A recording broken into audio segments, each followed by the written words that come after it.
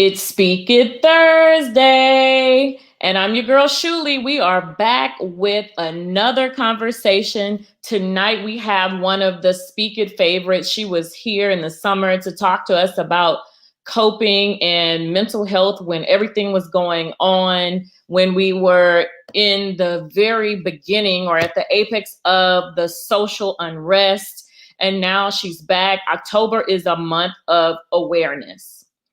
We have breast cancer awareness. We have domestic abuse or domestic violence awareness. We have so many. Today is actually National Stuttering Day, and then today is Purple Day. And more importantly, we want to talk about mental health issues with women. I don't know if anyone saw the story and then who didn't see it when celebrity Chrissy Teigen, she shared her story about her loss, and it was very painful, but she had the courage to share with the world. And I've learned after seeing her story that this is the month of infant and pregnancy loss, and we need to talk about how to cope with it. Many women suffer in silence, and it could happen to any woman, and there are just certain things that are very necessary. We want to be well mentally, physically, and spiritually. And I have my guest, and I'm going to be very formal because she's my friend, but I believe in the work that she does. But Dr. Richelle Whitaker, she goes by Dr. Shell. She's the owner of Providential Counseling and Consulting Services, and she specializes in mental health issues with women from postpartum. She's a parent coach. She is a parent herself. She's an entrepreneur, and she's here to share with us. And without further ado, we're going to bring her on, and you know what to do. Make sure you share this conversation. Go ahead, start a watch party and share the link and invite people in, especially your lady friends. This is ladies' night, but we're going deep tonight. We're going to have a conversation. Welcome, Richelle. Dr. Richelle. Hey, thank you for having me. You're welcome. Always a pleasure. We have someone tuning in. We have Louisiana in the house, and we have the guests coming in. But we're just going to jump right in. And how are you? I'm good. How are you? I'm well. And as a mental health professional, it's been going down in your industry. So tell me, how has it been for you? Yes. Busy. So I got to a place where I wasn't taking on new clients because just trying to, we're in a pandemic, and I'm also a parent. So trying to juggle work and home, and then school started, and made some different decisions for my kids. And so that I thought would be best, that we thought would be best for our family. And so, yeah, it's been a lot. It's been a lot, but managing. To say the least.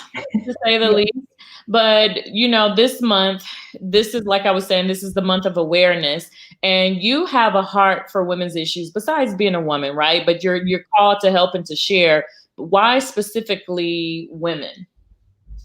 So it's not as broad as women. Okay. My target audience is moms, maternal mental health. So it's all things pregnancy, postpartum, and parenthood. I guess that does fall. That kind of falls. Women kind of fall into that whole thing. So, but it's specific. It's not just very specific issues, right? And so the reason that kind of drew me in is because of my own story with loss and reproductive issues and loss and postpartum. And so all of those things, and I knew if I was experiencing them as a professional, and I could call it and name it and acknowledge it, what were women doing who didn't have that verbiage, that didn't have that knowledge? And so I said, I want to be able to be a help to those women that can't name it or need help, and maybe don't even know that they need help. So That's kind of how I got drawn into that space. And then I'm a parent, so there's the other part of that parent coaching thing. And that's a blessing, because what did our parents do, right? Because, they had to go through those things. And when you hear things about like you said, postpartum, menopause, whatever. It just sounded like women from previous generations, were they strong, or was it just they didn't have resources? I think that they kept a lot of things to themselves.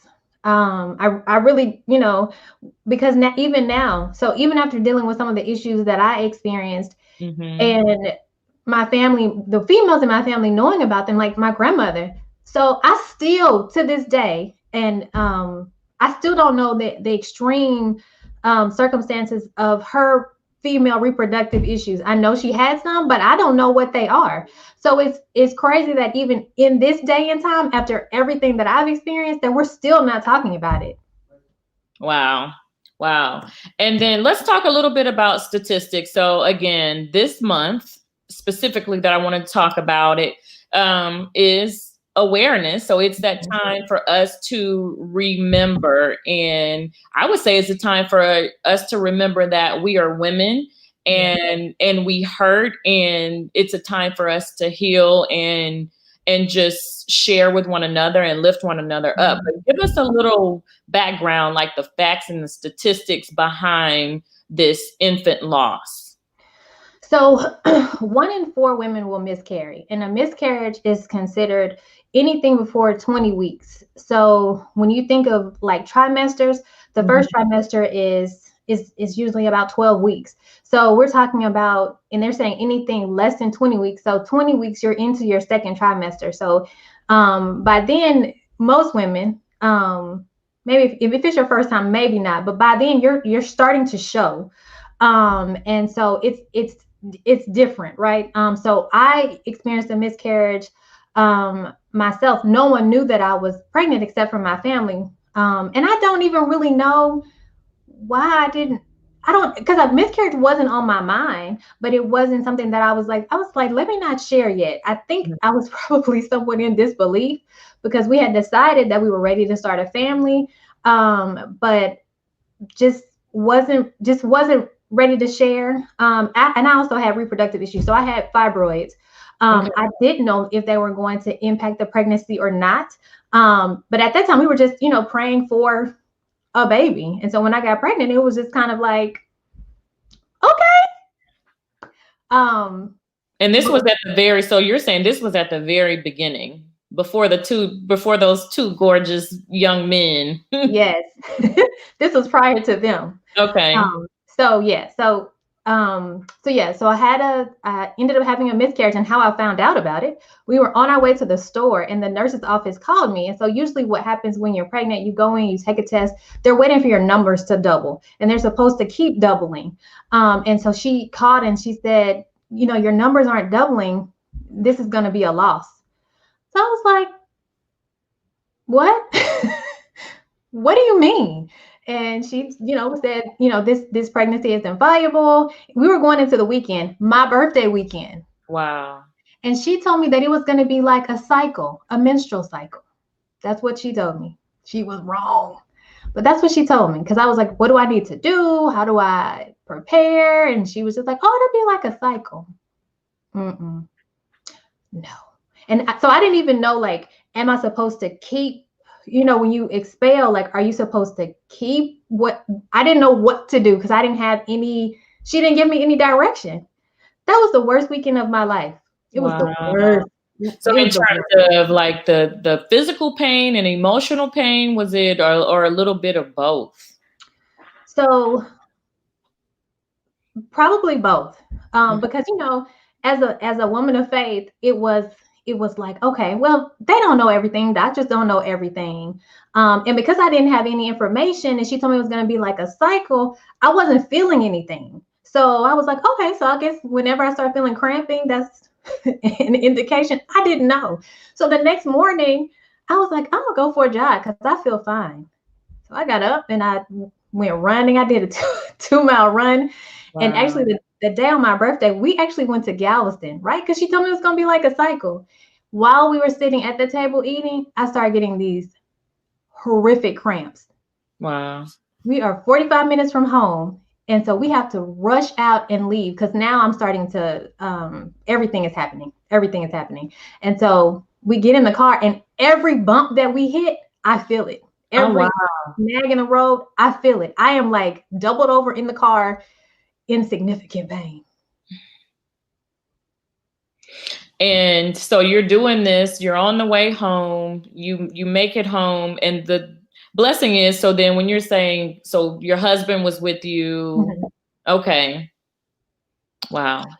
Yeah. And so this took a while. I mean, we probably got home at like maybe 9. I think, did we even call the doctor's office? I think I was just like, well, she said it's supposed to be like a cycle. So I'm like, I don't know what to do. I was like, do I take medication? I think we tried to text the nurse's line or something. Um, I laid on the couch. And then like about 2 or 3 in the morning, it kind of died down and then it ramped back up. And I was like, Mm. is this food poisoning? Because I had no idea. Like I Wow. didn't know what to expect. And so I think finally I called the nurse's line and she was like, well, she was like, well, and so I told her what the nurse had told me, but she was like, well, it could be this or it could be that. What did you eat? Da, da, da, da. And then she was like, I think this is what it is. And I'm like, okay, what do I do? And so she was just like, at this point, there's nothing. I mean, there's no reason to go to the doctor. They can't do anything to stop it. It's just gonna happen. You just have to kind of ride it out. Bless you. Bless you. And you talk about it so freely now. Mm-hmm. How did you get to this point to even be able to share? I know, again, like you said, you have a background in mental health, a PhD Mm-hmm. that's as high as you can go in it. How did you process your own personal pain to get to this point where you can help other women? So, my greatest source is my faith. And so I praised and I cried. Mm. Um, I praised and I cried. I talked to my husband about it. We we praised and we cried. Um, and thankfully for me, my mom had experienced a miscarriage before, so I had somebody that I could process with. And Mhm. so, I would talk to her about, some of, what I was feeling Yeah. and experiencing. But it's still, so even after that night, it was still like more to come because I had to go to the doctor. She was like, everything didn't come. She was like, do you have the fetus? No, I don't have it. I didn't even know. No, I don't have it. She was like, because they maybe could have tested. And I'm like, nope, don't have it. Didn't know. And so you Um, have to answer all of these questions that mhm. I would imagine would be hard and almost devastating if they're asking, like, what? Right. She did apologize for not being there, not being available to me. I don't know what was going on that Friday, but she was like, "I'm sorry I wasn't here." And so I had to consider, do I do a DNC? Do I let it what do we do? What's the next step? Yeah. And What is the so DNC? I've heard that. I don't want to tell you like the term is like where they go in to get everything else that's left in out, or like if you are miscarrying or if they know it's going to happen, they can go in with tools and take things out. Okay.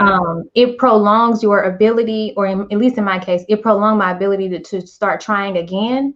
And so she's like, you can let it happen naturally, or you can or you can do the DNC. And I think at that point, because I had to do some testing, she was like, you know what? We can just give you some medication that will make your uterus contract and will release the rest of the tissue, but I'm going to give you some pain medication so you aren't in the same kind of pain that you were before. So it started like on a Saturday, but it was probably a couple of weeks before everything was done. Yeah, that's to put it lightly, Okay. And so then what you're saying, so from what you're saying about your experience to what the nurse even told you, that it could be like a cycle. So then that says that every woman's experience is different. Right. But I'm sure, like you said, from the emotional perspective, when you have like, so in your practice, when women have come in and they have experienced it, do they come in saying that I experienced this and I can't get over it? Or do they come in for something else and realize that maybe they hadn't fully dealt with it? At what point do you see them? So I generally don't. I haven't seen that many women to come in specifically because they've miscarried. they may have had miscarriages previously, but that's not what they've come in. I've only had like maybe a handful that have come in because of the loss of a miscarriage, and it's usually multiple times. It's usually not the first time. It's usually after a couple of times, and they're trying to deal with this whole the whole thing of fertility, like what happens if I can't have kids or that kind of thing. So what I get more of is women who have lost a child, or had a stillborn. And a lot of times it's still not them coming in on their own. It's their spouse saying you need to come in, or it's their job saying you stressing, you're highly emotional, you need to go talk to somebody. Okay. And so, yeah. And you talk about the stages of grief. What is that like as compared to any other loss, or is it the same? No, so a loss is a loss. Mm-hmm. I think, and grief is person specific. Everybody grieves differently and everybody experiences it differently. So even though there's stages of grief, there may be some stages that, you might not experience this stage. You might only experience these things, right? So, the cycle of grief is really dependent on the person. I think that with miscarriage, a lot of times it's different. I don't want to put words in another woman's mouth, but while a lot of women stay silent, it's because people, if you have a miscarriage early on, people don't think of it as an actual baby.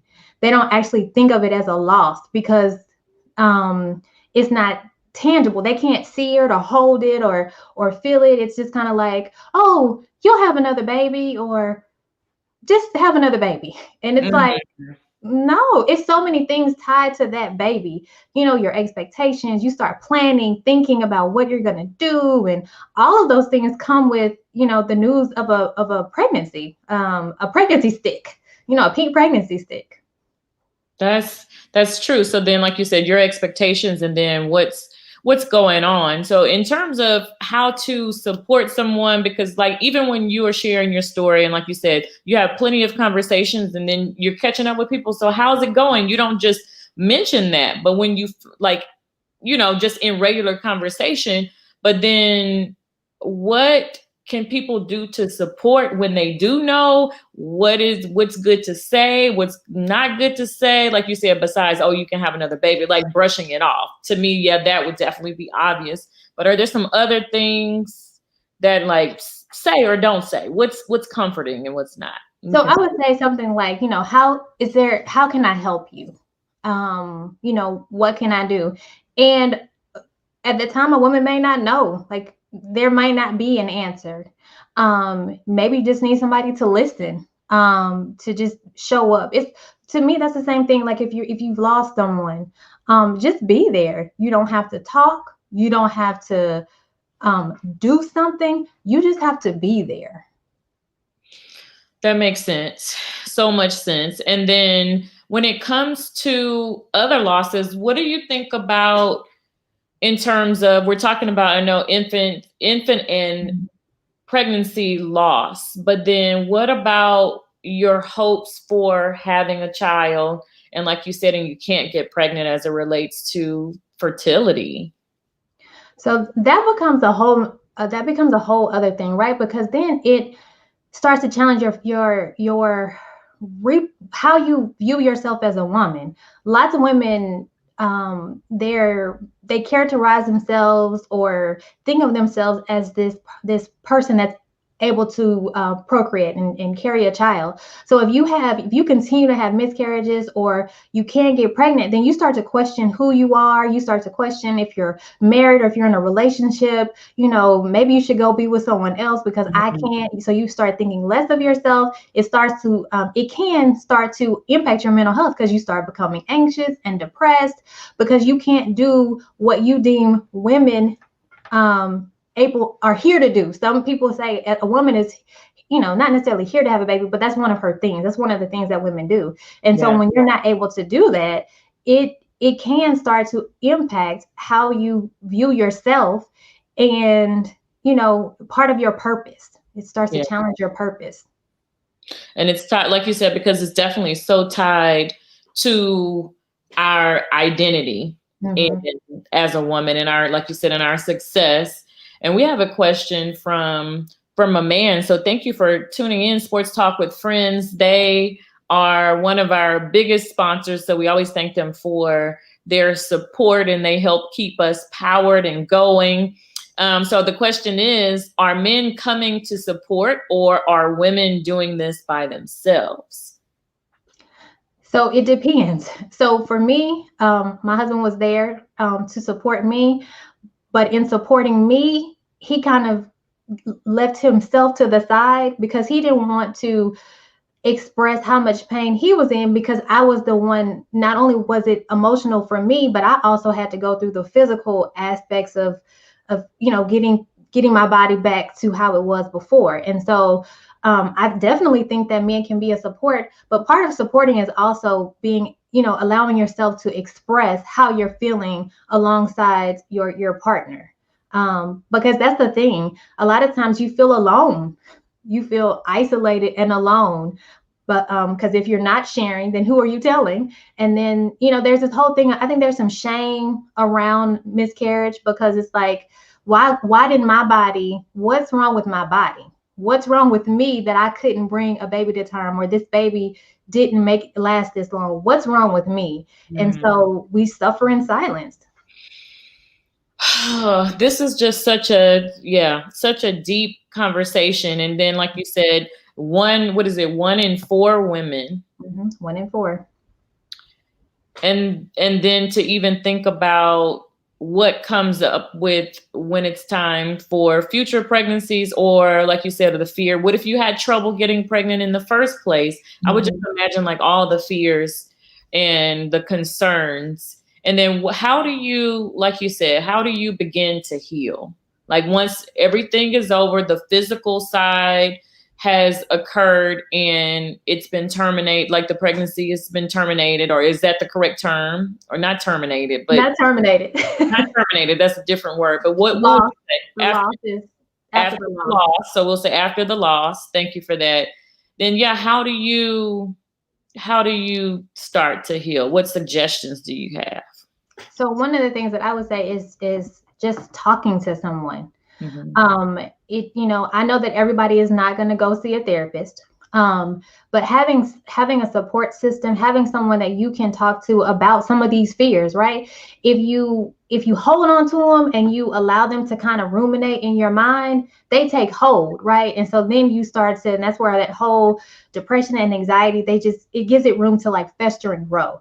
But if you're talking to somebody about what you're experiencing and what you're feeling, you're releasing some of the hold that it has on you. And so I would say, talk to somebody that has experienced it before. If you don't have anybody, talk to a therapist, find a support group. What we have found is a lot of women, even just trying to create support groups, we don't, there's not a lot of, and I won't say there's not a lot of, there hasn't been a lot of turnout, especially like in our community. And it's not because we're not experiencing losses, because I've, done some different presentations, and women have come up to me and they say, oh, I experienced a loss 30 years ago, and this is what happened. Do you think that this could still be impacting me now? Yes, just by the mere fact that you told me these are some of the side effects. But even just knowing that it can still have a hold on you.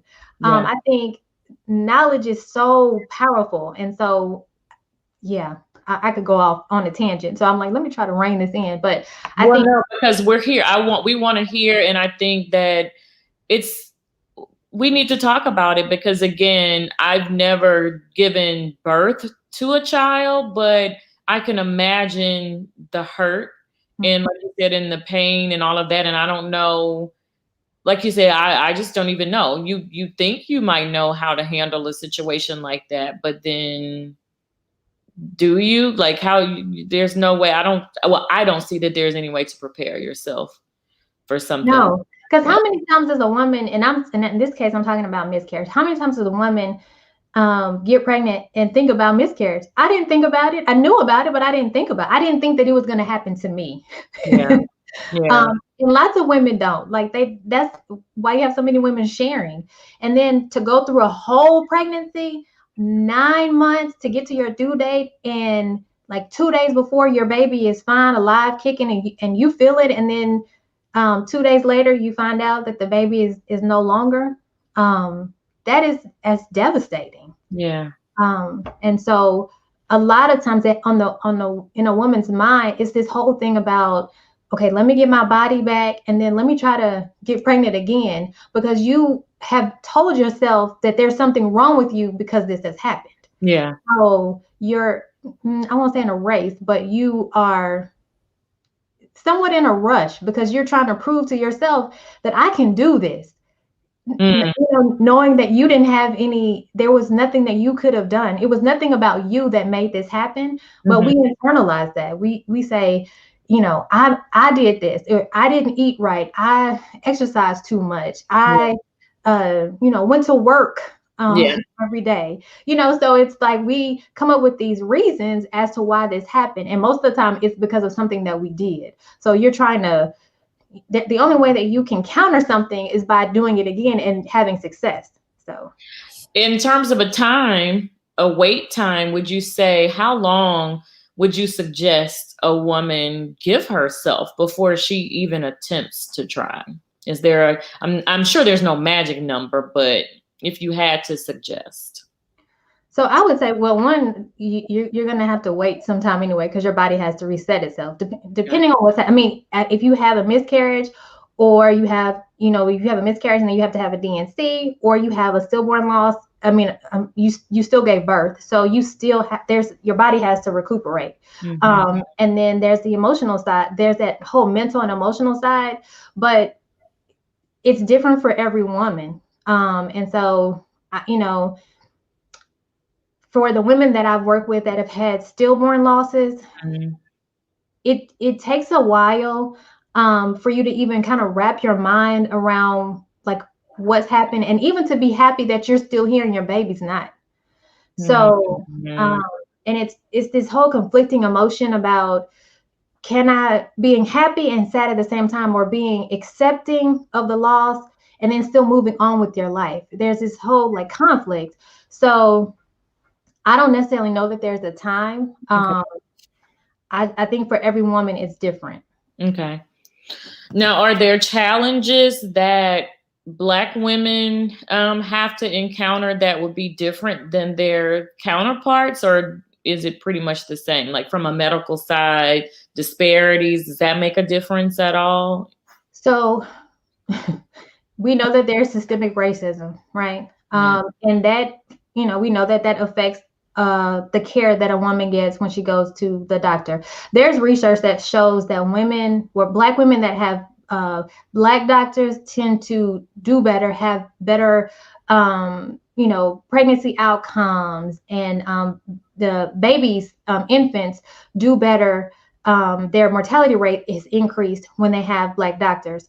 So there's something to be said about that. So if you don't have a Black doctor and you are going to the doctor and you're saying something's not right, you know, maybe there's some bleeding, there or spotting, maybe you're having cramping, and it's not normal.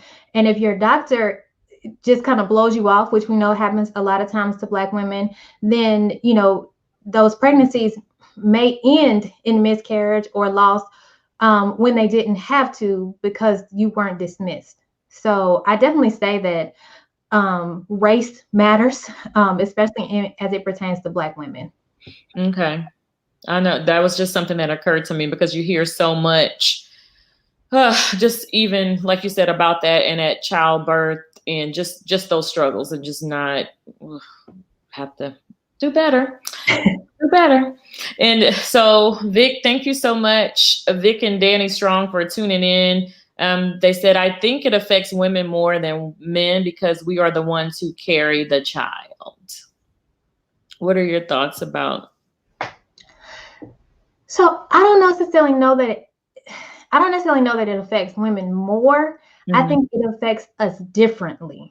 I definitely, we know there's a physical aspect to it, but I think with men, just the way that they're socialized not to express emotion, one, and then especially Black men, and then two, they don't want to express it because they're worried about making things worse for you.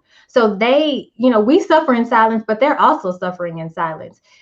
We sometimes have a better chance of having an outlet because you might have a girlfriend or a mom or somebody you can talk to where they're not really doing that. They're not really opening up and sharing about that. And so just to kind of give an example, I took the conversation about postpartum depression into the barbershop, and one of the barbers was just expressing like his some of his angst. He had just had a baby. Well, him and his girlfriend had just had a baby, but they had got into it. And so she was like, "You can't see the baby. You can't come up here." And he was devastated. He said, "But I don't have any control." So he was experiencing postpartum depression. And so he said, "But had you not come in here and talked about this, I never would have said anything." He said, "Who would I have said it to?" That is true. That was so powerful to me because he was like, "Who would I have said it to?" And I was like, wow. That is true. That is so very true. And then that's another that's another topic in itself. Like you said, the postpartum depression. Before we jump into that, I think, hey, why not talk about that and just bring it up? But what suggestions would you have for the couples, like those conversations, like you said, right after the fact? Who starts it? What can you say besides hug each other, hold each other? What happens there? Any suggestions or tips or tools to help a couple navigating it? So, other than, talking about it, I think sometimes we bury in silence. So like we stop talking about it. We stop communicating about it. And it's so interesting that we're even having this conversation because I was thinking about this before. So like, about a year later, after that miscarriage, maybe 7 months later, I got pregnant again. But almost every year when my son would have another birthday, I would think about that loss and think about, if that baby had made it to term, they would be whatever age. And so I had not ever, and I still have not had that conversation with my husband. So I don't even know for him if it even, and now I'm a mental health professional, but I haven't asked him, at this point, or is that something that even comes up for him? So I think having open conversation, after it happens, and even not just right immediately, but even ongoing conversation about it. Because sometimes we lock ourselves in and we just stop talking. We put that in a box and we just kind of move on. So I would say, make sure you're talking, bring somebody else in. It doesn't, and I'm saying like you could bring in a therapist, but maybe you have another couple that's maybe like your mentor, or that can kind of, maybe a mentor, just another couple that you all can talk about what it is what's happened and what you're feeling. I don't know. There are some times where men can blame the woman, right? And that can be very difficult and damaging. So I would say, don't do that. So do you think that contributes to marriages? Because like you said, some marriages don't make it like after a loss, and it can put a strain on the marriage. Yes. Because somebody is blaming the other person, or because of the depression that one of the, I want to say spouses, but one of the spouses starts to have, and they start to just kind of disengage, and the other person may have been able to deal with their grief differently. So like not snap out of it, but we have to go on. And the other person just can't pull themselves, they're not able to pull themselves out or seek help, or maybe they won't seek help. And so the marriage just starts to disintegrate. Oh, thank you for sharing. I think this is a conversation that, again, if it were not for this awareness month, that I don't know that we would be having, or that I wouldn't even think to have in this regard. And I think it's an important conversation to have. We have Latoya Walker who asked, how can you be present from a distance? So in the case, I would presume in the case of a single parent, the parents are not together. What happens with that? How can you be present? So checking in, calling, texting, sending food. Right now we have all of these delivery things available to us. So, you can send food. I would say the biggest thing is calling, texting, just letting the other person know that you're there. So even if it's a girlfriend and you want to show them support, call them, text them, check on them, ask them how they're doing. Don't just let it be one of those things that that she's experiencing and you're not saying anything. You just go silent. That is the worst thing that can happen. Because then you start to say, well, these people weren't really my friends anyway. And it's not that they aren't there for you. They just don't know what to say and they're uncomfortable. Yeah. And they don't want to say the wrong thing, so they don't say anything. But the person who's hurting needs you to show up and say something, or to reach out. And so I would say too, don't wait on the person who, the woman who's had a miscarriage or a loss to reach out to you. Reach out to them. Keep reaching out to them, even when they tell you, kind of blow you off, because you have to understand that they're in a certain headspace. So they're not the same friend that you knew before this happened. And so, just kind of lower your expectations and give them grace. That makes sense. And I'm just kind of, you're saying this and I'm processing it and thinking back on situations. Like you said, did I really show up? Was I really there? And in the case of postpartum, I had a conversation with you, maybe some years ago when I first just really learned about it. And I had a family member who had a baby. She was single and she was going through some things. And I didn't recognize that it really could have been postpartum and how it shows up. And I still feel kind of bad about that because, like you said, that I dismissed her pain. So talk a little bit about postpartum in our community, because it's just not a conversation that I've even heard until, I don't know, of late. I mean, I've heard of the term, but that we discuss in our community. So can you talk a little bit about that as well? Sure. So a lot of times what I have found in our community is we aren't using that term postpartum depression. We are saying we're overwhelmed, or we don't feel like ourselves, or we're stressed, right? Postpartum depression is not something that resonates with us, because I think a lot of people attribute Andrea Yates. I don't know if you all remember the story about Andrea Yates, but she killed all 5 of her children. They resonate postpartum depression, or they draw, when they hear postpartum depression, they think about Andrea Yates and killing their baby. And that was postpartum psychosis. There's a whole, it's a whole continuum.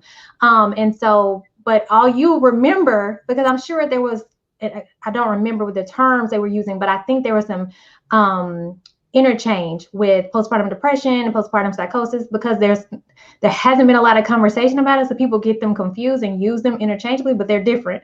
And so I think that's one of the reasons that it doesn't. But I think the language that's used. So a lot of times I don't talk about postpartum depression in the same way. I talk about the symptoms. I talk about what you're experiencing, because it's different for every woman too. So, one woman might be angry. Another woman might be sad and crying all the time. It shows up differently. And so using that kind of language to help us to recognize what it is that we're feeling, and saying that it's okay for me to go talk to somebody about this, or even acknowledging that maybe what your mom went through was actually postpartum depression, but they called it she was sick. I mean, they just used some general terms. It didn't use the correct terminology. So you just throw out the term crazy like it's nothing. Mm-hmm. Like, you say crazy for a minute, or her head was bad, or she needed to get her mind right. We say, yeah, she needed to get her mind right. And so, or it's, oh, my mom had 6 kids and she was able to do it all. Well, you don't really know the back side of the story until you start talking to them.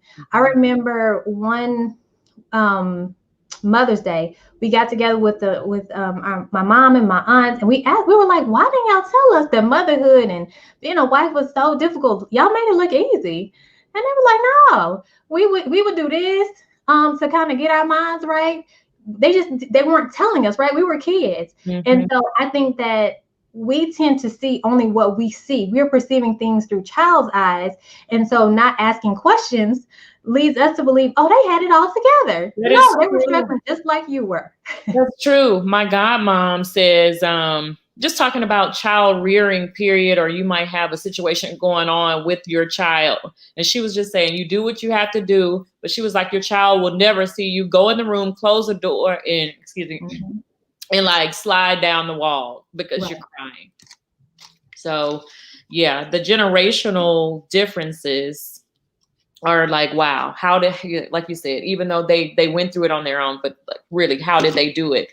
And in terms of loss in general, say you have other children, you're expected to be a mom, you've had a loss, whether it's like you said, a miscarriage, whether it's stillborn, or what if you've lost a child who's already born, they've been living, they have their personality, you've seen them, and now you've lost your child due to unforeseen Mm-hmm. unforeseen circumstances. What would you have to say to that mom that still has to function and take care of her other children?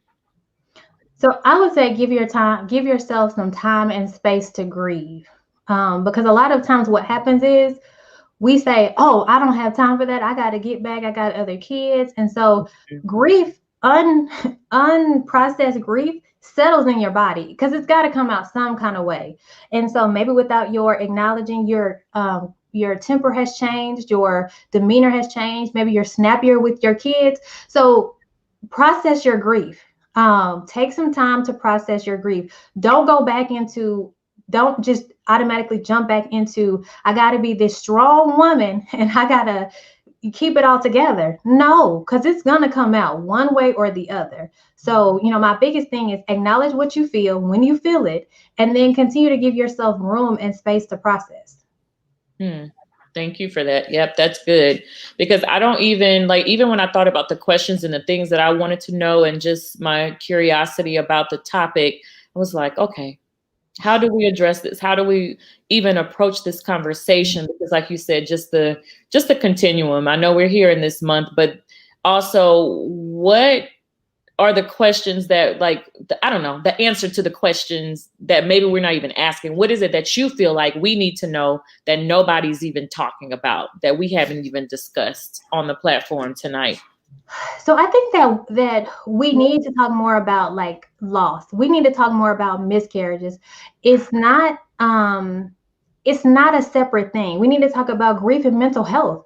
It's not there. People think that grief is this thing that's just in a box and it's by itself, but grief can affect your mental health. And so we need to start talking about what that looks like and what we can do to mitigate some of that, help moms, get the support that they need, the resources. No, every mom is not going to go to therapy. And I know that, and, especially in our community, I think we're doing better with that. But I think providing support, to me, that is key in every area, pregnancy, postpartum, and parenthood. You need to have somebody that you can talk to, somebody that you can lean on and depend on for support, somebody to normalize your feelings. And so that's, you asked about the grieving. What's something that I would share about the grieving? Finding a support group for other moms who've maybe had stillborns. Because there's I've heard women say there's a difference when you have infant loss, as opposed to a child that was 10. Now, a loss is a loss, but they feel differently in those spaces. So, finding yourself in a support group for where you are and what has happened to you, that's important. I just think we need to have more conversations. And I think women just have to be more transparent about what it is that they're experiencing, and not, I know there's a lot of shame and guilt, but there's so much freedom when you can openly discuss it and share. And so a lot of times with my clients, once they get to a certain point, I always encourage them to, share your story, write your story. And there's what's the saying? Beauty from ashes. And so, even, in spite of the loss, you've gained something. What is that something you gained? Okay. That is something, like you said, something to consider in that too. And I'm going to ask a follow-up question with that. So Latoya Walker says, that mom is me, and it's been 20 years, and my heart goes out to you. Yes. You our love and our prayers. And I guess the question would be, what can we do? So it's been 20 years. Mhm. And what if it's 20 years and then you don't have the support, or you thought you had the support? What do you do in those cases where it's like it's 20 years and people feel like, well, you should be over this by now or whatever. And you've talked about the stages of grief and you've gone through counseling and you're in a place. What do you say? Down, like, with the time, if time has passed and you're still feeling it. I'd say, seek some professional help. Because counseling, you can go to it for a while, you can stop and you can start back up. You want to get to a place where it's not impacting your day-to-day functioning, that the loss, grief will stay with you. Grief does not go away. I think that what happens is you learn how to manage it or cope with it better. It doesn't go away. People say, through over time, everything gets better. I don't necessarily know if that's the case. I think that you just learn how to manage it better, how to cope with it. And so I would say, if it's been 20 years and it's still impacting you, go seek out professional help, to kind of deal with it, because there's still some residue there. And then what would you say the difference would be between your counseling sessions and the therapy and parent coaching? Because I also know you do that too. Like, what are the differences and benefits of those? So, therapy, we're looking at, some of your past trauma, your childhood. Parent coaching is like right here and right now. It's very goal oriented. What steps can you take to get from here to there? Actions that you need to put into place. So I would say, coaching is more goal oriented, where therapy is more process, more looking back, and then determining how those things that have happened in your past are affecting you now. Okay. Good stuff. So, okay, to the people in the audience, if you have more questions, go ahead and drop those questions now. Thank you all for tuning in to HOH 77.7. You will catch this podcast. Either you're catching it live now with us on Facebook, or you will catch it later on all of the platforms, from Google Podcasts to Apple Podcasts, iHeartRadio. We are here and we're sharing the story, and I'm just excited to have this conversation. And Latoya said, therapy taught me to cope. Mm-hmm. So coping is important, and that's what we're here tonight to talk about. Coping. How do you manage the mental challenges that come with the loss?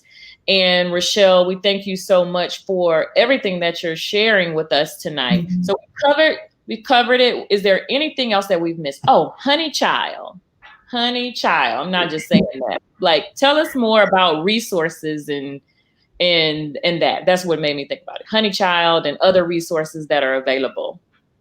So Honey Child is a program through the March of Dimes.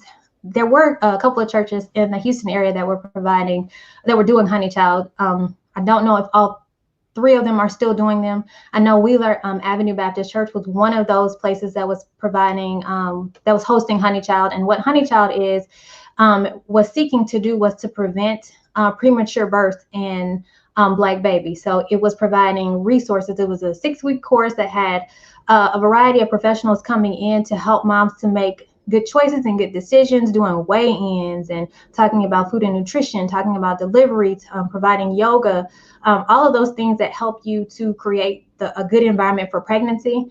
And so that's and then at the end, they would do a baby shower. So you would walk away with, items for your baby. And so that is what Honey Child is for. And that's what it was created or designed to do. And so as we talk about resources, if we are talking about maternal mental health, and maternal mental health is everything from reproductive challenges, so fertility to infertility to grief and loss to postpartum depression, mood disorders, postpartum mood disorders, because there's, lots of those. Okay. But Postpartum Support International has a directory of different therapists that specialize in this one area. Now, of course, if you are, maybe you're looking for some issues with parenting or something else, there's directories. There's a therapy for Black girls. There's the inclusive therapist. There are a host of different therapy directories that you can find if you're looking for a woman of color. I try to provide resources on my blog for not only therapy directories, but also for OBGYNs that are of color that I either know someone or I've had experience with, because so many women don't know where to go, or, they just moved here and they're like, I wanted an African-American doctor, but I didn't know where to find one or who to choose. And so I've come up with a resource page, resource page to offer that information so that women can make informed choices, and so that we don't have to deal with some of this systemic racism in our pregnancy, because that is one of the most vulnerable times that a woman is in. You don't have a lot of control over, like your body. It's like somebody else comes in and invades. You put on restrictions and limitations, not because you want to, and that's not all the time, but just because you're pregnant. And so knowing where to go and just having information, to me, that is key. It's about being able to make informed decisions based on information, good information. And so that's key. That's key. What's your blog? It's just at Providential Counseling. So if you go to my website, it's www.providentialcounseling, and the blog, if you scroll to the bottom, you click on blog. And so I talk about all of those things that are affecting us and can affect us. Oh, and I have a podcast that is coming out, Mahogany Moms Podcast. And so it's going to cover everything dealing with moms. And so you are our first episode talking about. Yay! Congratulations, Mahogany Moms Podcast. I like that name. Yes. And so it's designed for women of color, sharing their stories, bringing in experts, talking about everything dealing with motherhood on the motherhood journey. So if you're looking for support, you don't know where to find it, that is where you can also go. Oh, and then Instagram. Yeah, and Instagram. So they can find you at Providential Counseling on Instagram. And now they can find you on Mahogany Moms Podcast. Is that on Apple? And it is right now. It's on Google, it's on Spotify, it's on Radiocast. So we'll just say Spotify and Google Podcasts, because I think those are more known than some of these others. Okay, very good. So any words of wisdom you would like to leave us with in terms of dealing with overwhelm or just our mental health in general? Yes. So my thing is, seek out support. So I say that there are three superpowers that we as women have, and we need to enlist those superpowers. And that's support, that's structure, and it's self-care. So support is, of course, other people, seeking out community, seeking out women that you can trust and talk to when you're experiencing different things, or just listening to different things so you can know that you're not alone. I think that's the biggest thing, knowing that you're not alone in experiencing what you're experiencing. And then structure is just adding structure to your way of doing things. So, making time for exercise, making time for nutrition, making time for, going to bed early, scheduling your day in such a way that you can incorporate all of those things, because they help us to be better. And then, of course, self-care, right? We want to make sure that we are taking care of ourselves now more than ever, because we are juggling so many things. We're in the house, we're working in the house, we're teaching our kids in the house, we're limited to the house. And so self-care for moms is especially important. So I would say, make sure that you're enlisting your superpowers, seek out help if you need it, tune into the podcast and, hear about other women's stories so that you can be inspired and know that you're not alone. Amen. Thank you so much. I feel like we covered some good ground and we were able to go deep. Thank you for your transparency. And like you said, sorry so much for your loss, but it's inspiring, it's inspiring to see how you are taking that pain and you are using your information in your personal journey to share with other women and help them. We deeply appreciate you over here at the Speak It podcast. I appreciate you as a friend, and just wishing you all the best in all that you're doing. Let's throw in a couple. Can we discuss sports talk question of how men / significant others can be supportive during this time? David, thank you for tuning in. She did give us a good response. Go back and listen to the podcast, and we can also probably give you some comments later on. We're getting ready to get out of here. We don't want to ignore you, but we have something for you early on in the podcast. So you might have to hit rewind. And India Dion says, thank you all for the valuable information. And LaToya Walker was into it. So she said, hello. So this was good. So again, thank you all for tuning in. And until next time, go out and speak it. Make sure you share this information to a lady in your life. Guys, thank you so much for tuning in. Share this information. Share about the Mahogany Moms podcast. This is information, and this is something that we cannot keep a secret. The support is out there, and you can heal from this and build and grow stronger. And until next week, thank you for tuning in. Be kind to yourself and others.